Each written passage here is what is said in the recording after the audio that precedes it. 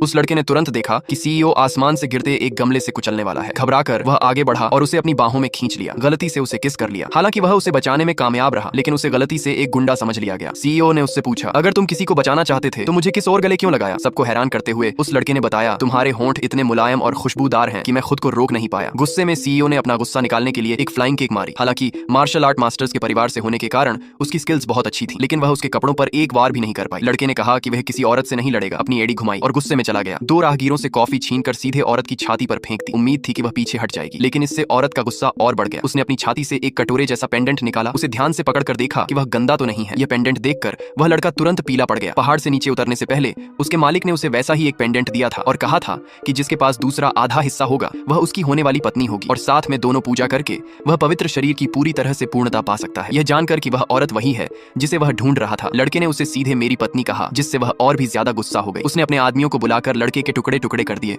और अपनी बहन के साथ नहाने और कपड़े बदलने के लिए वापस आ गई। लड़का उनका पीछा करना चाहता था, लेकिन औरत के साथियों ने उसे रोक लिया। फिर उसने औरत की लग्जरी कार देखी जिसके पीछे एक काली कार थी और उसे एहसास हुआ कि वह खतरे में है। उसने कहा, वह खतरे में है, मुझे उसे बचाना है। लेकिन आदमियों ने उस पर विश्वास नहीं किया और उस पर टूट पड़े। लड़का गुस्से में कोई दया नहीं दिखाई, उन दोनों पर एक हाथ से वार किया और उन्हें उड़ा दिया। लीडर जैक ने लड़के की ताकत देखकर अपना चाकू गिरा दिया और एक पिस्तौल उठा ली। उसे यकीन था कि वह लड़का गोली से बच नहीं पाएगा, लेकिन अगले ही पल लड़का अजीब तरह से उसके पीछे आया, पिस्तौल छीनी और उसे हवा में फेंक दिया, जिससे वह कबाड़ के ढेर में बिखर गई। यह किसी काम की नहीं है, इसे दोबारा मत निकालना ताकि तुम बेवकूफ न बनो, उसने कहा, और फिर एक छलांग लगाकर गायब हो गया, जिससे सब हैरान रह गए। इस बीच औरत घर लौट आई थी। लड़के के लापरवाह बर्ताव से अब भी गुस्से में थी और उसे टुकड़े टुकड़े करने की कसम खा रही थी। फिर वह अपनी बहन के साथ नहाने लगी। उसे आने वाले खतरे का पता नहीं था। एक जवान वारिस जो औरत की खूबसूरती से खींचा चला आया, अपने आदमियों के साथ दरवाजे पर आया और कमरे में नींद लाने वाली गैस फूंकने लगा। लड़के ने अपनी तेज तर्रार टेक्निक का इस्तेमाल करते हुए खुद को अलग पाया। उसने अपनी दिव्य आंख चालू करके अपनी पत्नी की सही जगह का पता लगाया और दौड़कर वहां पहुंचा। तब तक दोनों बहनें नहा चुकी थीं और लिविंग रूम में थीं। जल्द ही बहन को चक्कर आने लगे और वह बेहोश हो गई। औरत डर गई। उसे एहसास हुआ कि गैस फूंकी गई है